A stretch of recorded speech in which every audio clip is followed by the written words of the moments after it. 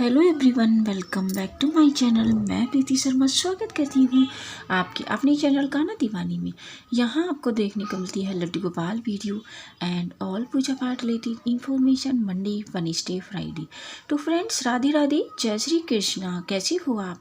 I hope आप सब भले चंगे होंगे, स्वस्थ होंगे, मस्त होंगे। दोस्तों, आज मैं आपको बताऊँगी वरुणधरी एकादशी कब है, उसकी पूजा विधि, पारण समय, पारण विधि। दोस्तों, इस बार पारण समय पर ही राहु काल चल रहा होगा, तो इस बीच आप पारण ना करें। आपको पारण किस सावधानी से करना है वो भी मैं आपको बताऊंगी। अगर आपने राहु काल में पारण कर लिया तो आपके एकादशी का फल राहु और केतु ले जाएंगे। तो आपको पारण करने में क्या सावधानी बरतनी है वो भी मैं आपको बताऊंगी। तो वीडियो कंप्लीट देखिएगा। तो चलिए शुरू करते हैं आज का वीडियो। बैसाख के महीने में कृष्ण पक्ष में आने वाली एकादशी को वरुथनी एकादशी के नाम से जाना जाता है। सभी एकादशियों की तरह ये एकादशी भी भगवान विष्णु को समर्पित होती है। मान्यता है कि ये एकादशी दुख और दरिद्रता से मुक्ति दिलाती है और सौभाग्य में वृद्धि करती है। इस साल वरुथनी एकादशी का व्रत 16 अप्रैल 2023 को रखा जाएगा। इस दिन भगवान विष्णु के वराह रूप की उपासना का विधान है। पौराणिक मान्यताओं के अनुसार वरुथनी एकादशी के प्रभाव से राजा मानधाता को स्वर्ग की प्राप्ति हुई थी। वरुथनी एकादशी पर वराह रूप में की पूजा करने से अन्नदान और कन्यादान करने के समान पुण्य प्राप्त होता है। पुराणों के अनुसार एकादशी का व्रत सौभाग्य में वृद्धि करता है और सौभाग्य का आधार संयम है। अगर व्रती में संयम नहीं है तो उसके तप, त्याग, पूजा, भक्ति आदि सब व्यर्थ हो जाते हैं। उसी प्रकार वरुथनी एकादशी के दिन व्रत कथा अवश्य श्रवण करनी चाहिए, वरना उसके बिना पूजा अधूरी मानी जाती है। तो एकादशी व्रत सभी व्रतों में श्रेष्ठ माना जाता है। साल में कुल 24 एकादशी पड़ती हैं। अगर अधिक मास हो तो एकादशी की संख्या 26 हो जाती है। इस साल एकादशी 26 पड़ेंगे क्योंकि इस बार अधिक मास पड़ रहा है। दोस्तों, इसके जो नियम है वो 10वीं तिथि से ही स्टार्ट हो जाते हैं। तो 10वीं की शाम को आपको सात्विक भोजन करना है। भोजन में आपको लहसुन प्याज नहीं खाना है, मांस मदिरा का प्रयोग नहीं करना है, यहाँ तक कि चावल भी वर्जित है। तो दिन छुपने से पहले आप भोजन कर लेना। और अगर आपको रात में भूख लगती है तो आप दूध वगैरह ले सकते हैं या ड्राई फ्रूट्स खा सकते हैं। और आपको एकादशी वाले दिन यानी कि 16 अप्रैल को उठना है और ब्रह्म मुहूर्त में ही आपको उठना है। उठने के बाद सबसे पहले हाथों का मंथन करना है और मंथन करने के बाद आपको सबसे ऊपर हथेली में जो उंगलियां होती हैं वहाँ पे लक्ष्मी माता का ध्यान करना है। उसके नीचे सरस्वती माता का और पूरे हथेली में आपको विष्णु भगवान यानी कृष्ण भगवान के दर्शन करने हैं। उसके बाद दोबारा से मंथन करके अपने आँखों पे लगाने के बाद धरती माता को स्पर्श करना है। और इसके बाद आपको एक पानी लेना है लोटों में और घर के जो कोरवे होते हैं ना उधर डाल देना है। ऐसा करने से क्या होता है, आपकी जो इसे मानते हैं ना कि किया कराया है, इन सब से आपको मुक्ति मिलती है और घर की शुद्धि भी हो जाती है। उसके बाद आपको शौच इत्यादि जाना है, तो शौच इत्यादि आप जरूर जाइएगा, तभी आपकी शुद्धि मानी जाएगी।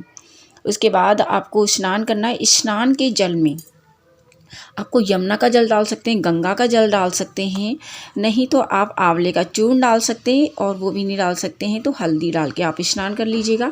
पीले रंग के वस्त्र धारण करें। उसके बाद आपको मंदिर में आ जाना है। मंदिर की साफ सफाई करिए और एक चौकी पर ना पीले रंग का कपड़ा बिछाना है।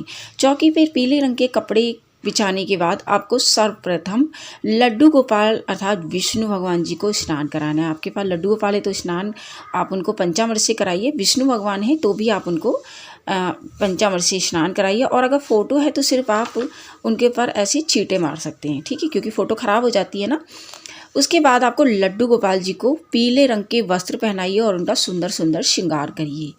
और दोस्तों, उसके बाद आपको सबसे पहले अखंड ज्योत का एक निर्माण कर लेना है। तो अखंड ज्योत जरूर जला लीजिएगा। वो अखंड ज्योत आपकी जब तक आपका पारण नहीं होगा ना वैसे जलाना है। तो अखंड ज्योत कैसे जलानी है, आप या तो घी से जला सकते हैं या आप तिल के तेल से जला सकते हैं। विष्णु भगवान कृष्ण भगवान की पूजा में तिल का तेल इस्तेमाल किया जाता है, तो आप तिल का तेल कर सकते हैं। उसमें थोड़ी सी जो उसकी बाती है ना वो आप पीले कलर की कर लेना, क्योंकि विष्णु भगवान और कृष्ण भगवान की पूजा में पीले रंग का प्रयोग बेहद शुभ माना जाता है। उसके बाद उसमें 1 रुपये का सिक्का डालिएगा और थोड़ी सी तिल डालिएगा। चावल का प्रयोग नहीं करना है। और थोड़े से ना तिली अखंड ज्योत के नीचे रख लीजिएगा, क्योंकि कहते हैं कि धरती माता सब कुछ सहन कर लेती है, पर अखंड ज्योत जो होता है यानी दिए का ताप सहन नहीं कर पाती है। और दोस्तों उसके बाद आपको संकल्प लेना है। तो संकल्प में आपको लेना है 1 रुपये का सिक्का, सुपारी, पुष्प और थोड़ी सी तिल ले लेना और गंगा जल लेना है। उसमें आपको नाम बोलना है, अपने पति का नाम बोलना है, अगर शादीशुदा नहीं है तो पिता का नाम बोलिए, अपना स्थान बोलिए। और दोस्तों आप ये व्रत कैसे कर रहे हैं, फलाहार कर रहे हैं या निर्जला कर रहे हैं, तो जिस तरह से भी रख रहे हैं वो आपको बोलना है। और अपनी जो मनोकामना है, किस इच्छा से इस व्रत को रखना चाहते हैं, कोई इच्छा है या सिर्फ भगवान की प्राप्ति के लिए इस व्रत को करना चाहते हैं, वो भी आपको बोलना है। उसके बाद दोस्तों उस संकल्प को ना भगवान जी के चरणों में समर्पित कर दीजिए। और उसके बाद आपको सबसे पहले करनी है गणेश जी का आवाहन। तो गणेश जी की जो भी आपकी फ़ोटो है, मूर्ति, उनको आप ले लीजिए और उनको स्नान कराइए। और स्नान कराने के बाद पीले रंग का टीका लगाइए, पीला जनेऊ पहनाइए उनको, और पीला फूल चढ़ाइए, पीले फल चढ़ाइए। इसमें पीले मिठाई का विशेष महत्व होता है, तो मीठी मिठाई चढ़ा दीजिएगा। फिर आप विष्णु भगवान जी का पूजन करिएगा, यानी लड्डू गोपाल विष्णु भगवान जी का, क्योंकि अभी सिर्फ हमने इनको स्नान ही कराया था। उसके बाद आप उनको एक बार और गंगा जल की छींटे मार लीजिए, क्योंकि आप पूजा कर रहे हैं। उसके बाद आपको पीले रंग का टीका, पीले रंग का जनेऊ, पीले रंग की मिठाई और पीले रंग का ही फल आप उनको समर्पित कर देना है। और एक और दिया जलाना है। एक तो हमारा अखंड जला हुआ है जो हमारी पूजा का साक्षी है और आपका मनोकामना पूर्ति दिया है। एक और आपको दिया जलाना है जो कि आप आरती के लिए जलाएंगे, तो वो आप दिया जला लीजिएगा जब आप पूजा स्टार्ट कर रहे हैं। इसमें आप वरुथनी एकादशी की कथा पढ़िएगा, विष्णु सहस्त्र नाम का पाठ करिएगा पूरे दिन।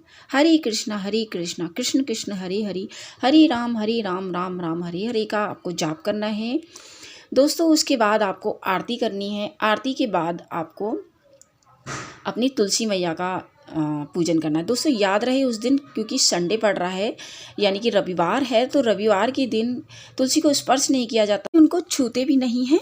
क्योंकि कहा जाता है कि तुलसी मैया विष्णु भगवान की पूजा में रहती हैं और निर्जला व्रत कर रही होती हैं। तो दोस्तों उस दिन आपको स्पर्श नहीं करना, लेकिन आप उनको दिया जला सकते हैं, दूर से फूल अर्पित कर सकते हैं। तो आप दिया जरूर जला दीजिएगा, परिक्रमा करिएगा तुलसी मैया की। और क्योंकि तुलसी मैया विष्णु भगवान की सबसे बड़ी भक्त मानी जाती हैं। तो दोस्तों इसी तरह से आप ये कर लीजिएगा। फिर आपको आपने अगर फलाहार रखा है तो आप फलाहार वगैरह ले सकते हैं। याद रहे दिन छुपने से पहले आपने जो भी फलाहार से रखा है या जल पीने वाला रखा है वो आप ले लीजिएगा। यानी फलाहार रखा है तो आप उसमें ले सकते हैं। फलाहार में कोशिश करिए कि व्रत मीठा ही रखें, लेकिन अगर आपको स्वास्थ्य कुछ इशू हैं तो आप व्रत में सीधा नमक ले सकते हैं। ठीक है दोस्तों, क्योंकि आजकल सबको हेल्थ इश्यूज ज़्यादा होते हैं, तो इसलिए मैंने आपको बता दिया है।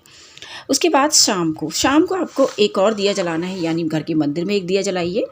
अखंड दिया आपका जल ही रहा है, उसको आपको बिल्कुल छूना नहीं है और ना ही ध्यान रखिए वो जलता रहे। और एक और दिया आपकी आरती करनी है विष्णु भगवान जी की। विष्णु भगवान जी की आरती के बाद 2 दिए घर के चौखट पे जलाने हैं और एक दिया तुलसी मैया को जलाना है। बाद इसमें रात्रि जागरण का भी विधान है। ज़्यादा नहीं कर सकते हो तो 12 या 1 बजे तक जरूर कर लीजिएगा। उसके बाद आपको नेक्स्ट डे उठना है। तो नेक्स्ट डे उठने के बाद वही रूटीन रहेगा, यानी कि हाथों का मंथन करिए, भगवान जी का ध्यान करिए, घर के कौरवों में पानी डालिए, स्नान करिए और स्नान के जल में आपको वही हल्दी वगैरह डालनी है। फिर लड्डू गोपाल जी को स्नान कराना है पंचामृत से तुलसी पत्ता डाल के। तुलसी पत्ता और पंचामृत को एक साथ रखिएगा, उसी से आपको व्रत का पारण करना है। अच्छा जी, आप पारण की बात कर लेते हैं, क्योंकि राहु काल इस बार लग रहा है। तो पारण का जो समय रहेगा वो रहेगा 5:30 से 10:30 के बीच, इसी बीच आपको पारण करना है। लेकिन राहु काल लग रहा है आपका 7:30 बजे से 9:30 के बीच। तो आप जो व्रत का पारण है वो आप कर लीजिएगा 5:30 से 7:30 के बीच कर लीजिएगा, ठीक है। या आप उसके बाद ही करेंगे, यानी राहु काल खत्म हो जाएगा 9:30 बजे, तो 9:30 से 10:30 के बीच भी आप पारण कर सकते हैं। जैसा भी हो, बट राहु काल में बिल्कुल मत करिएगा, नहीं तो आपका जो व्रत का फल है वो राहु केतु फालतू में ले जाएंगे। मेहनत आपने करी है, फल कोई और ले जाएगा। दोस्तों आपको क्या करना है, आज के दिन यानी पारण वाले दिन आपको या तो आप खीर बना लीजिए, ठीक है, चावलों की खीर बना लीजिए, या आप पोहा वगैरह बना सकते हैं। उसके बाद आपको सबसे पहले लड्डू गोपाल जी को भोग लगाइए, जिनको आपने सुंदर सुंदर वस्त्र पहना के स्नान कराया है, उनको आप भोग लगाइए और ब्राह्मण भोग निकालिए और दक्षिणा दीजिए। भोजन निकालने के लिए कोई ब्राह्मण नहीं मिल रहा है, यानी खाने के लिए नहीं मिल रहा है, तो सूखा भोजन भी निकाल सकते हो, पैसे निकाल सकते हैं और उनको दे सकते हैं। लेकिन ये भी आपको कोई देने के लिए नहीं मिल रहा है तो आप किसी गौशाला में दान कर सकते हैं, या किसी कन्या वगैरह जैसे होती है कुंवारी कन्या वगैरह जो शादी नहीं कर पाते, उनके यहाँ भी दान कर सकते हैं। मतलब दान आपको निकालना होता है, नहीं तो मंदिर में भी भिजवा सकते हैं आप। उसके बाद आपने जिससे भोग लगाया है, यानी कि आपने जिससे नहलाया था लड्डू गोपाल को, पंचामृत तुलसी पत्ता खा के वो आपको पारण करना है। उसके बाद जो आपने लड्डू गोपाल जी को भोग लगाया वही खा के आपको अपने व्रत का पालन करना है। दोस्तों ये एकादशी का व्रत बहुत ही ज़्यादा फलदायी होता है, आप इसको ज़रूर रखिएगा। ध्यान रहे ये एक ऐसा व्रत है जिसे ना करने से वो पाप भी आपके साथ लग जाते हैं जो आपने नहीं किए हैं, और करने से आपके सभी पाप नष्ट हो जाते हैं। तो दोस्तों मैं मिलती हूँ न्यू वीडियो में न्यू टॉपिक के साथ, तब तक के लिए हरे कृष्ण।